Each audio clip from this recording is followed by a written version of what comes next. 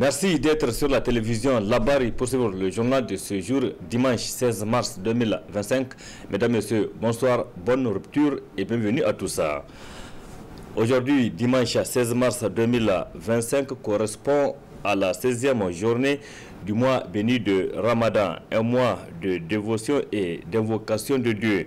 Ramadan, c'est également une période de prélèvement de la Zakat al-Fitr à la fin du mois. Qu'est-ce que c'est que Zakat al-Fitr? Errement des réponses avec Oustaz Mustafa Ahmoudou, il est prédicateur. La Zakat al-Fitr, c'est très important en islam parce que, en fait, c'est quoi la Zakat al-Fitr? Zakat al-Fitr, c'est une aumône qui affranchit ton jeûne, c'est-à-dire qui atteste, qui donne comme on dit, la carte blanche à ton jeûne. Tout jeûneur qui jeûne correctement et réglementairement son jeûne est transporté par les anges auprès d'Allah subhanahu wa ta'ala. Mais il est dit dans un hadith qu'il ne sera accéder à Allah subhanahu wa ta'ala que quand il va enlever le droit de pauvres. Parce qu'il faut permettre aux pauvres aussi de fêter. Donc c'est ça les zakat al-fitr là. Cette solidarité-là, elle est imposable sur tout le monde. Donc ton jeûne est correct, il est bien fait, il est réglementé. Maintenant, pour accéder à Allah subhanahu wa ta'ala, l'étiquette est que c'est de faire sortir les zakat al-fitr pour toi-même, pour tes enfants, pour tes proches, pour les gens qui te sont chers. Donc voilà c'est quoi zakat al-fitr. Donc c'est une aumône qu'on enlève en fin de choses avant d'aller à la mosquée. Avant d'aller à la mosquée, il est préférable que tu donnes ça dans la nuit. Dès qu'on dit qu'on a aperçu le croissant lunaire de Shawwal, c'est-à-dire de la fête de Ramadan, eh bien, active-toi à faire sortir ça. C'est-à-dire tu donnes au miskin pour qu'il fasse le plat de fête demain. N'est-ce pas? Donc, il faut le faire. Donc, tu peux le faire jusqu'à 3 jours après le Ramadan, si tu n'en as pas. Mais ne dépassez pas 3 jours. Donc, voilà un peu. Ça n'annule pas ton jeûne, mais ça lui diminue un peu de vertige, un peu de hasanat, quoi. Parce que Allah subhanahu wa ta'ala préfère que vraiment tu partages la joie que tu as eu à faire un mois de jeûne avec les pauvres. Mais ne donnez pas aussi à un pauvre les plats que toi-même tu n'as pas envie de ça le jour de la fête. Il faut donner vraiment un plat que toi-même tu consommes le jour de la fête. C'est ça qu'il faut donner. Et comment ça s'est fait? Tu comptes d'abord le nombre de ta famille en plus de toi-même. Si tu as ta maman avec toi, tu fais la même chose. Si tu as ton papa avec toi, tu fais la même chose. Si tu as une boy avec toi qui vous prépare, qui voit ce que vous faites chaque jour, n'est-ce pas? Tu lui fais sortir ça. Et comment on le fait? On le fait par exemple soi-même. On ne met pas quelqu'un, on dit, Madame, viens me lever. Non, non. Tu le fais toi-même. Et il y a des 4 mesures. Il y a des mesures qui sont, par exemple, les quarts de tia, n'est-ce pas? Donc, on veut que tu enlèves pour chaque tête des membres de ta famille 4 mesures. Avec Nia. Seigneur, je prends l'intention d'enlever le zakat al-fitr de moi-même, tu enlèves 4. De ma femme, tu évoques son nom. De ma femme, un tel, tu enlèves. De mon enfant, un tel, tu enlèves. De ma fille, un tel, tu enlèves. 4 mesures pour chacun. Il n'y a pas de moins pour les femmes et de plus pour les hommes. Non, non. À part égale. Un grand prêche a été organisé ce dimanche 16 mars dans le 5e arrondissement de la ville de Niamey, précisément au quartier Gawey. Une initiative d'un groupement de 180 écoles coraniques qui est à sa 18e édition. Les participants ont prié pour la paix et la stabilité du Niger et de l'espace AES en général. Précision dans cet élément. Ce grand rendez-vous religieux annuel qui s'est tenu ce dimanche 16 mars 2025 à la grande mosquée du quartier Gawey dans le 5e arrondissement communal de la ville de Niamey est à sa 18e édition. À l'occasion des prêches Des prières et des fatihas ont été faits en faveur de la paix et de la stabilité du Niger. Le but de notre rencontre aujourd'hui, il est spécial parce que vous connaissez la situation du Niger, la situation du Mali et la situation du Burkina Faso. Nous sommes une confédération. Nous avons choisi de nous libérer, d'avoir notre souveraineté. Notre contribution consiste à invoquer Allah subhanahu wa ta'ala parce que, étant musulmans, nous savons que notre combat, la main de Dieu est dedans. C'est grâce à Dieu, avec les moyens que nous avons, que nous sommes là aujourd'hui. Malgré les attaques de nos ennemis, qu'ils soient internes ou externes, nous tenons debout. Et Inch'Allah, nous allons tenir debout et nous allons gagner. Cette rencontre religieuse, œuvre des regroupements de 180 écoles coraniques, intervient dans un contexte de la quête de la souveraineté nationale tant qu'elle est une contribution dans ce combat patriotique. Nous avons eu des volontaires et nous avons constitué 7 groupes de 30 personnes chacune. Et chacune de ces personnes a lu le Coran en entier. Depuis 7 mois, tous les jeudis, vendredi, chacune de nous lit une partie du Coran pour que chaque groupe arrive à lire le Coran en entier. Ce qui fait que vous imaginez, et pour 7 groupes, pendant 7 mois, qui font le Coran entier durant 7 mois, on sait que c'est beaucoup. Nous espérons qu'Allah exauce nos vœux et nous savons déjà Allah va exaucer nos vœux. Soyons optimistes. Nous nous sommes dit qu'il est de notre devoir d'apporter notre pierre à l'édifice que nous sommes en train de construire dans la quête de notre souveraineté et nous avons opté pour cette méthode parce que nous nous sommes dit que c'est la meilleure. Nous implorons Allah pour que cela soit agréé. Amin. Les prêches de cette 18e édition de cette rencontre religieuse ont porté sur les thématiques relatives à la paix et à la sécurité dans les États du Sahel, AES en général et au Niger en particulier. Cette rencontre a été bouclée par une prière de Zuhur suivie de Kunut contre les ennemis du Niger. Cette rencontre s'est déroulée en présence du président de l'Association islamique du Niger, AIN, et des ressortissants des pays membres de l'AES, à savoir le Mali et le Burkina Faso, sont venus tous prier pour la stabilité de la région. Rendons-nous dans les marchés à présent pendant ce mois béni de Ramadan pour constater la disponibilité des produits frais qui sont disponibles dans tous les marchés de la capitale. En tout cas, une particularité comparée aux années antérieures. Des produits de forte consommation, notamment des légumes et des fruits qui sont abondants. Cependant, cette fausse note, malgré cette abondance de ces produits, les clients se plaignent de la cherté de leur prix. Reportage à suivre. Le seul constat qui se dégage pendant ce mois béni de Ramadan dans les différents marchés de la capitale, il y a une abondance de produits de forte consommation, notamment les produits frais. Seulement, les consommateurs se plaignent de la cherté.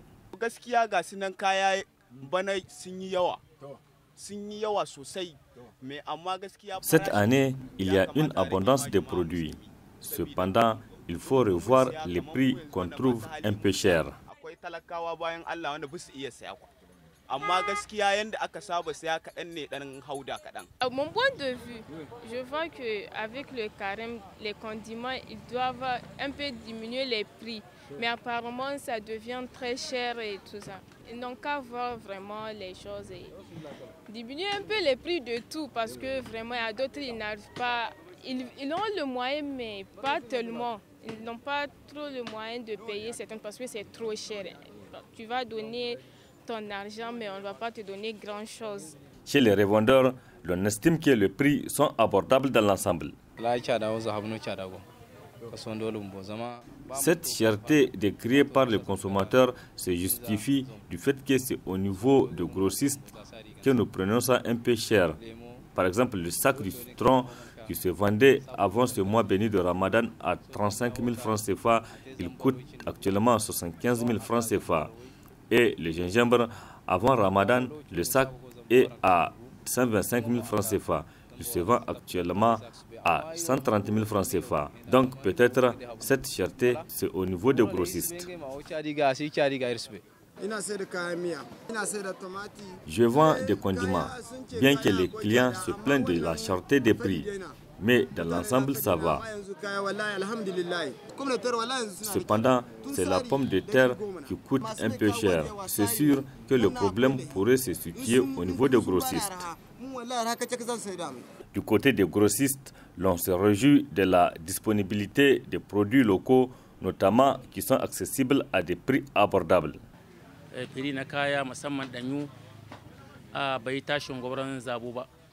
Dans l'ensemble, les prix de condiments sont légèrement en baisse. C'est le cas de la tomate qui, avant Ramadan, la tia coûtait jusqu'à 2500 francs CFA. Mais présentement, elle se vend entre 750 à 1000 francs CFA. Mais les clients et les revendeurs trouvent les prix chers. Même nous prenons certains produits très chers. Peut-être c'est ça la raison.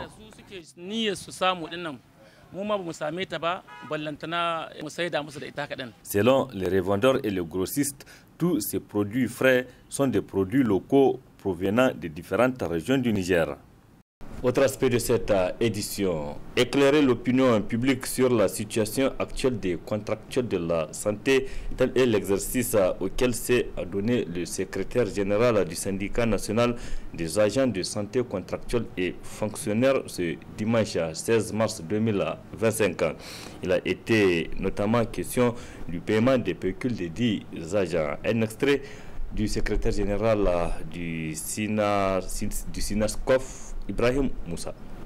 Nous, en tant que structure syndicale qui est composée, en tout cas à 90% des contractuels, ça nous a beaucoup touché et nous nous sommes engagés à trouver et à œuvrer pour que la situation soit décantée. Premièrement, d'abord, c'est dû au fait que nous sommes en la nouvelle année. La libération des crédits, en tout cas au niveau du ministère de la Santé, a été libérée tardivement. C'est intervenu vers le 29 janvier. Le 29 janvier, l'engagement a été fait. Donc, il s'est trouvé que déjà la fin du mois de janvier est partie. Et le 29 janvier après, nous avons suivi le dossier, il est arrivé aux finances. Et au niveau des finances, il y a eu des amendements et des corrections que le ministère doit prendre en compte. Et le dossier était revenu au ministère pour intégrer ces amendements-là le 12 février. Et Dieu faisant bien les choses, le pécule du mois de février aussi a été arrêté aux finances et envoyé à la santé à la même date, donc le même 12 février. Et moi, en tout cas, j'ai profité pour dire, bon, écoutez, voilà que le pécule du mois de février est arrivé et qu'on n'a pas payé janvier. Les dossiers se sont cumulés. Au lieu de laisser lui passer et revenir encore prendre l'autre, non, on intègre les deux dossiers. Et que ce principe a été accepté. Le 13 mars, qui est un jeudi, le mandat du paiement des pécules pour les 2 mois, pour le mois de janvier et février, a été élaboré. Et c'est ça que j'ai avec moi ici. Ça, c'est pour le mois de janvier, un montant de 446 285. Et pour le mois de février, qui est un montant de 446 570. Donc, ces deux montants-là, mais ont été mandatés le jeudi 13 mars. Et aussitôt, nous les avons déposés au niveau du Père général du Trésor, qui a immédiatement ordonné l'exécution de la dépense pour que Niger Post soit dans les droits afin de procéder au paiement des pécules. Donc le vendredi passé, nous avons en tout cas eu la confirmation que Niger Post est en possession de cet argent-là. Et c'est suite à ça, nous avons vu en tout cas certains syndicats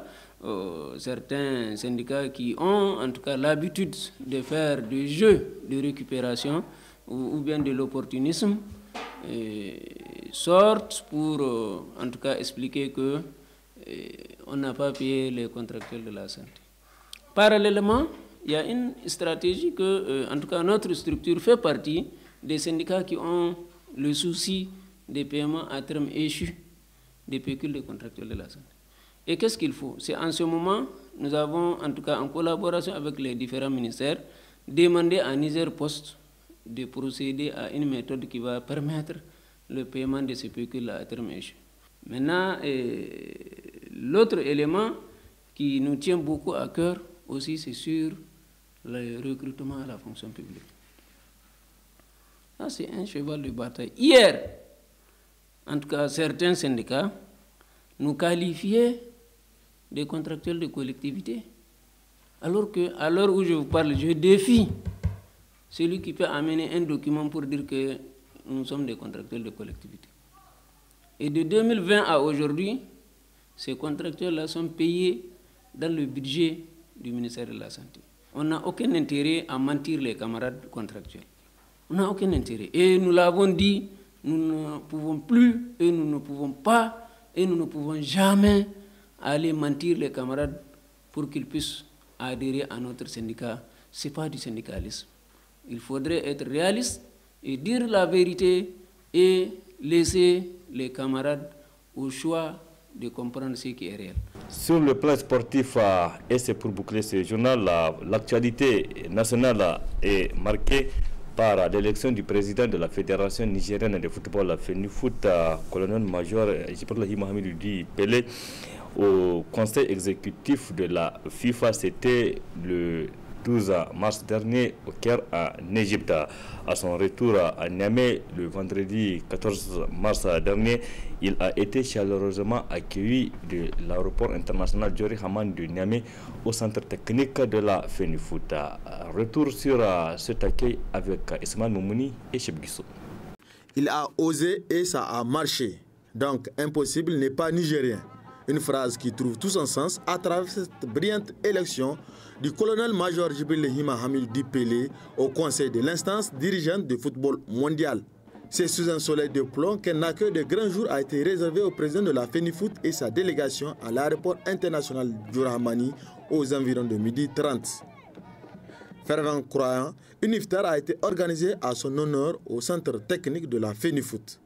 Cette consécration de Pelé est le fruit de son travail, comme en atteste supporter de MENA, la FENIFOOT et le COSNI. Il est de notre devoir de reconnaître que nous avons un homme digne au niveau de la Fédération de football nigérienne, le colonel-major Pelé. Nous avons fait le constat depuis son arrivée à la Fédération depuis alors 2009, ça fait alors 16 ans. Le climat était en tout cas bon entre lui et nous, entre la fédération et les supporters. Le colonel-major Jibril Hamidou, depuis plus de 15 ans, est à la tête de la FENIFOOT, s'est investi corps et âme pour faire avancer le football dans notre pays et dans toutes les régions. Des infrastructures adéquates à la pratique du football, comme en témoigne le Centre technique national de la FENIFOOT, véritable joyau de la pratique du sport en général et du football en particulier. En cette période de refondation nationale, le sport reste un facteur de cohésion sociale, un moyen de mobilisation et de visibilité. Je vous exhorte donc au travail, à la persévérance pour hisser haut le drapeau de notre pays, comme vient de le faire notre compatriote. J'ai nommé Pelé. Très ému, le tout nouveau membre du conseil exécutif de la FIFA, fraîchement élu, le colonel-major Jibril Hamidou Di Pelé a remercié tous ceux qui l'ont soutenu. Permettez-moi d'abord donc de déroger quand même à la règle en remerciant en premier lieu, les gens l'ont dit effectivement, mais je le dis avec plus de détails, le président du CNSP, le chef de l'État, le général Abdraman Tchani. Ma reconnaissance vont aussi à l'endroit du Premier ministre du Niger, M. Ali Maman Zen.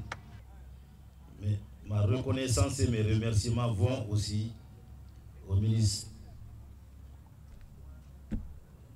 de la Jeunesse, de la Culture, des Arts et de la Jeunesse et des Sports, autant pour moi. Monsieur le colonel-major Abdraman Danjodi. La reconnaissance, la grande reconnaissance de tout Nigérien revient surtout au peuple nigérien. Merci au peuple nigérien à qui j'avais fait appel pour m'accompagner par des prières.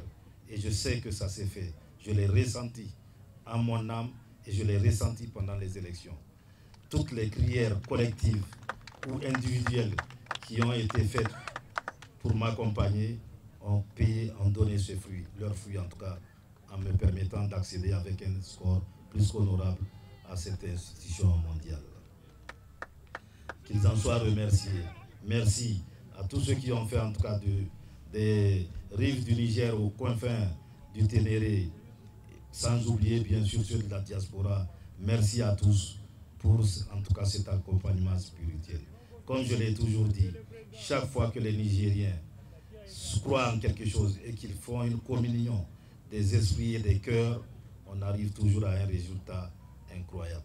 Le Conseil est un organe de supervision qui définit la vision de la FIFA et du football mondial. Et c'est pour la première fois qu'un Nigérien va siéger à ce Conseil. Colonel-major Djibril Hamidou, Imadi Pelé, une fierté nationale. Merci Ismaël Moumouni et bonne chance au colonel Lapélé pour cette nouvelle mission mondiale. Point final de cette édition. Merci à vous de l'avoir suivi. Restez en compagnie du programme de la télévision Labari. Excellente nuit à toutes et à tous et bon début de semaine. Bonsoir.